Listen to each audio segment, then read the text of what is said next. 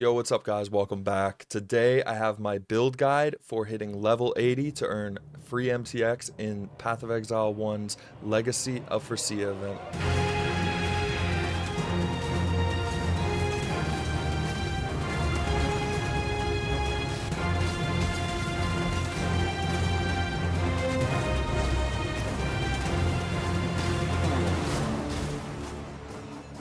Alright, guys, so Legacy of Phrecia is right around the corner, and I wanted to put together a build guide for some of the Path of Exile 2 players that haven't been able to play Path of Exile 1 yet. Or maybe they're looking at it and they've been a little intimidated and not sure when to jump in. I think this is a great opportunity.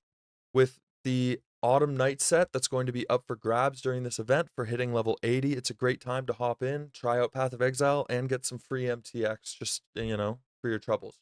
You can also watch on Twitch to earn the Havenwood back attachment if that's your thing. So make sure you have Twitch up while you're playing through. I wanted to make a build guide for you guys, something easy, something that's kind of familiar, the Path of Exile 2, and something that doesn't involve any swapping. A lot of league starters, they involve you playing an ability from 1 to 12-ish, or even 1 to 30, and then around 30 you're swapping, or around 50 you're swapping. A lot of them involve swaps, and I wanted to keep it real simple for you guys.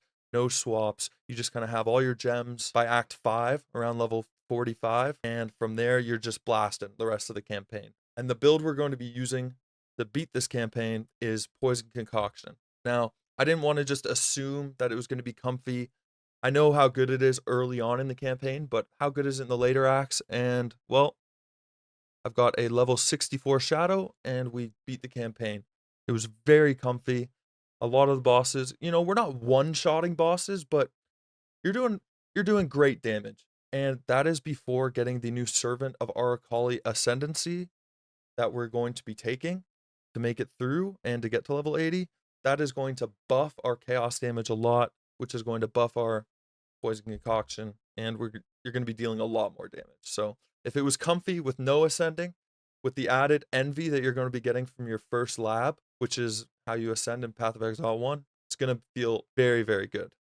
So I've put together a guide for you guys in Path of Building. If you don't have Path of Building, I'm going to have a link to the download in the description where you can get it. If you want to learn kind of in depth how to use Path of Building, there's plenty of tutorials on YouTube. Make sure you search how to use Path of Building, and there'll be a bunch of options to watch. I think Zizarin has a video, so definitely worth checking out his. You're going to copy the link that I have in the description for this POB, and you're going to import it here. So you paste the URL there, hit import, and then everything will come up.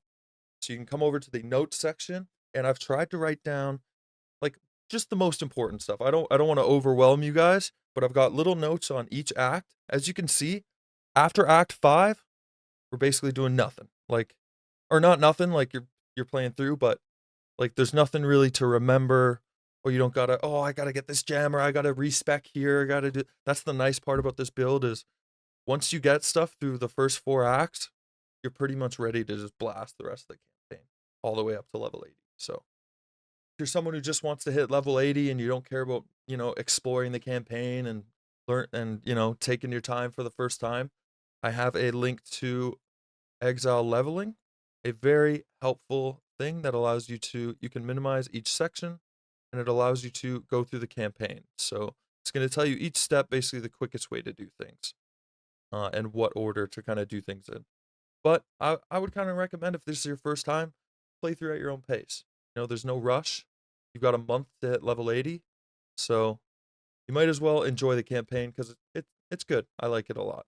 Just as a disclaimer before we go through the rest of the POB, the main people I had in mind were people who have played Path of Exile 2, never played Path of Exile 1, and they want to play this event for the MTX, or they just want to try PoE, whatever the reason may be. That's who I have in mind with this build. This is not like an incredible league starter to take to the end game and go to tier 16 maps. Basically, once you finish the campaign, get to level 80, if you're wanting to keep playing after that, you're going to want to go online and find a different build that you can respec to. Now, by the time you hit level 80, you should have a good enough amount of gold to respec. But yeah, I just want to warn people, this isn't something you can just keep kind of adding to, and eventually you'll just be, doing super end game. You are going to want to look up some other builds and see what other people are doing.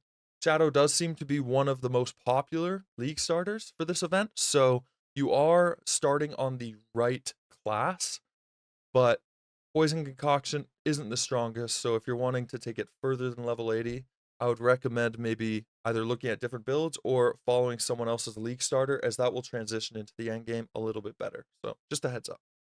So we'll quickly go through the notes, then we'll cover the tree and the skills, and then you should be good to go.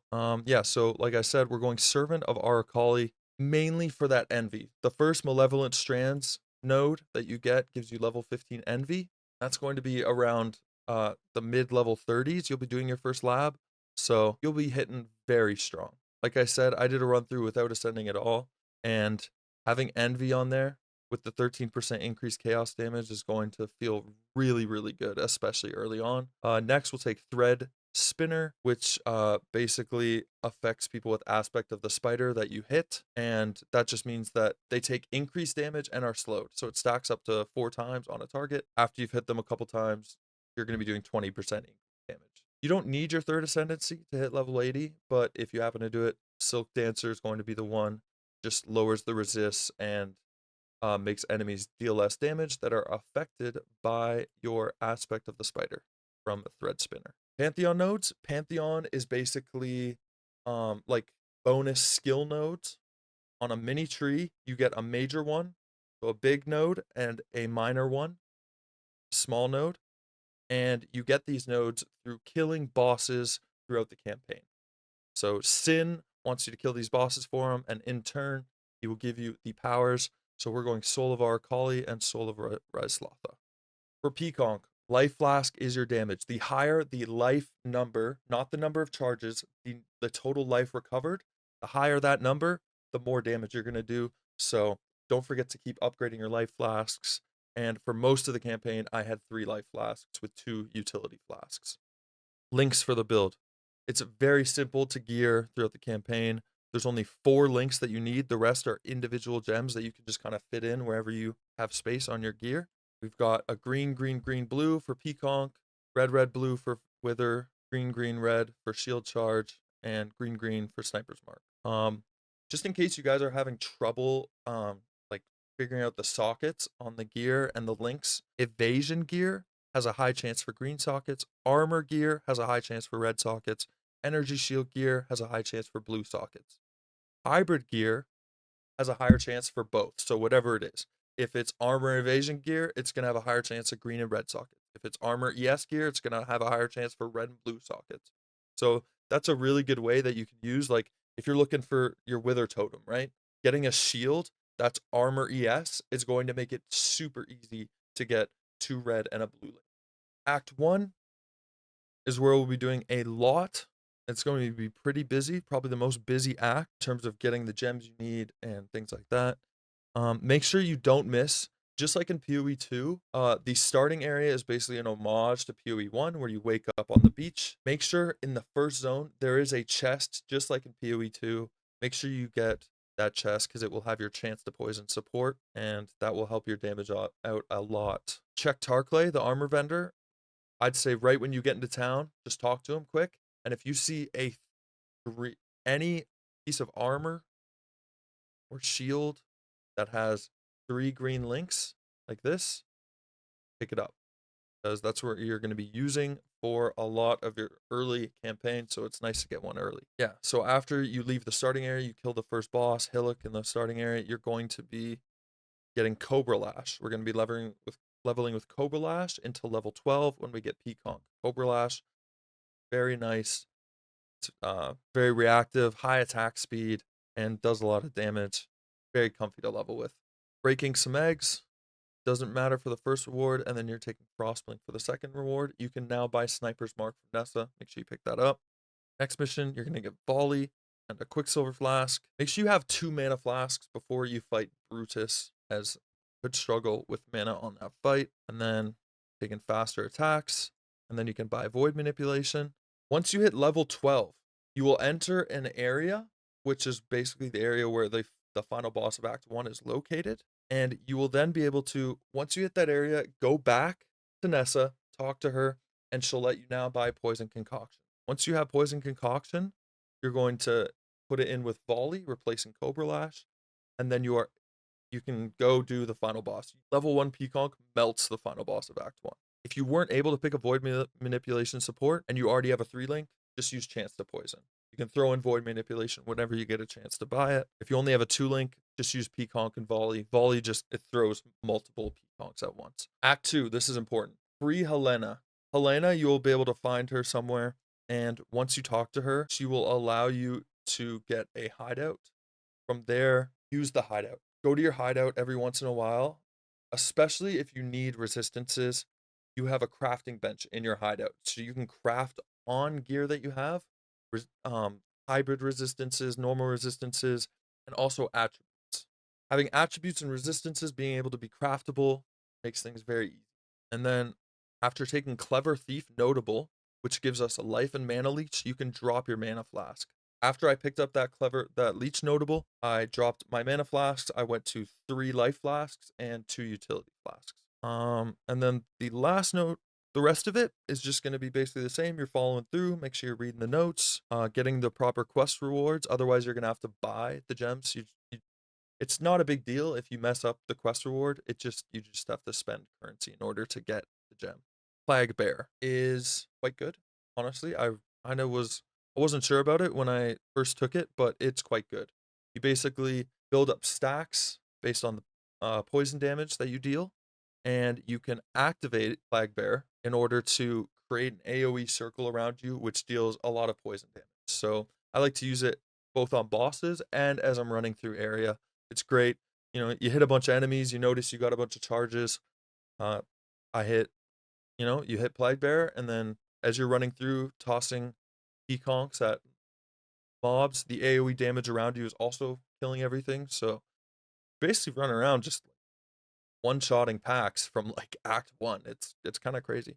We're picking up Wither and Spell Totem support in Act 3 after you complete the library quest. And this just allows us to put down a totem that will then apply Wither to the boss and saves you from having to do it manually. So once you get a 4-link, add Unbound Ailments to your Poison Concoction. You're going to get Greater Volley support at the end of the act for beating the final boss of the act. And you can also buy multiple totem support and Mark on Hit. Basically, from Act 4, you've got all your gems that you need, and you're ready to just blast the rest of the game. No respecking, there's no thinking, oh, do I need to get this? Do I need this? Oh, I just did this quest and I got this gem. Do I need it? No, you don't. Got everything right here, and it feels great, honestly. After you beat Act 5, you will get a -30 to all resistances. So beginning in Act 6, I would look at what your resistances are. If they're really low or if they're in the negatives, which, I mean, they shouldn't be, but if they are, you want to get some more resistance gear. Gearing in this game, super easy. You just want life and resist on gear. Just like in PoE 2, I'm sure that's what you were looking for as you're making your way through the campaign. PoE 1, it's the same thing. Any life and resist gear, or even just high life on its own, you take that.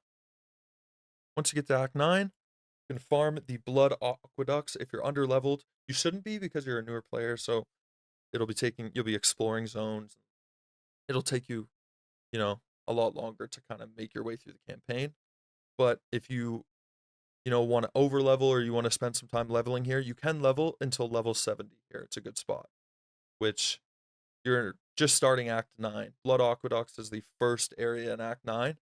So if you're already level 70 at that point, you're going to be around 75 maybe by the time you finish the campaign. Doesn't give you much left to grind for to get that MTX, so it's pretty nice. Act 10, made it. Go kill Katava, the final boss. Get a quartz flask. That'll help you just to get some extra spell suppression and phasing for when you're running a couple maps. And then farming to 80. What do I recommend? Well, as soon as you beat the campaign, you're getting another -30% to all resistances. So check your resists again. Are they super low? If you're good to go, then talk to Kirak. He will give you a tier 1 map, which you'll then put in a map device and start running maps. And that is the end game of Path of Exile. Congratulations, you made it. From there, just, buy some tier 1 maps from him or use the ones that you've found on the ground. Usually in Act 10, starting in Act 9, you're going to start finding maps. So you should have a few already. And yeah, you're just going to be blasting tier 1 and 2 maps until you hit level 80. Then enjoy your free MTX at that point. So come over to the skills. I've got each skill set here. We've got 1 to 12, our Conc swap at level 12, what you should look like at the end of Act 3, what you should look like at the end of Act 5. Same thing with the tree. Come down to the drop down. I've got 8 different trees, so it's super easy. You hover over, you can scroll. You can see the pathing that we're going to be taking. We're getting a bunch of chaos nodes up here. We go here second because once you get this plus 20 strength that allows you to equip shield charge, then head into the outside. Right here is the clever thief notable, which gives you the leech. Once you get that, you're able to drop your mana flasks. Don't forget to get the 10% of leeches instant. It helps a lot. Heading the outside and getting our dot multiplier. We're heading down here to get some flask charges. Helps a lot during the campaign. We're then heading down to get more dot, some attack speed, attacks fire additional projectiles. Then we're pathing all the way down here. Get more dot, our onslaught nodes, picking up some evasion and life nodes, and then we're going to head back up here. More life, chaos damage, and spell suppression. Just like that, you're level 80. So I really hope this guide helps any of you guys that are only, that Path of Exile 2 was your first introduction to Path of Exile. I hope you enjoy playing through Path of Exile. It's a fantastic game, and I really hope that you guys have fun. I'll also have in the description a link to the POB of my character that I played through the campaign. So this is him at level 65, I think it was, or 64? 64. So this is him at 64, having freshly beat the campaign. So you can go through and you can see exactly what items I'm using and what the mods were on them. As you guys can see, it's very, not good stuff. This is just a ring with cold lightning resist, lightning, and chaos resist, This has got attack speed, fire resist, and then some resists. My shield is just life and resist. I mean, look at my helmet. 21 life, 19 resist, or 9 resist, 60. Yeah, so you really don't need good gear at all to make it through the campaign. The spell suppression really makes you feel super comfy. Let me know how your guys' League Start goes. I love hearing from you guys. Like I said, I'll be checking on the video, making sure I answer any questions you guys have. Good luck in Legacy of Phrecia. I'm super excited. In case any of you are wondering, I'm going to be starting Connor's Mana Forged Arrows for this event. And someone save me an Indigon. That's all I'll say. Anyways, thank you guys for watching. I'll see you in the next one. Peace.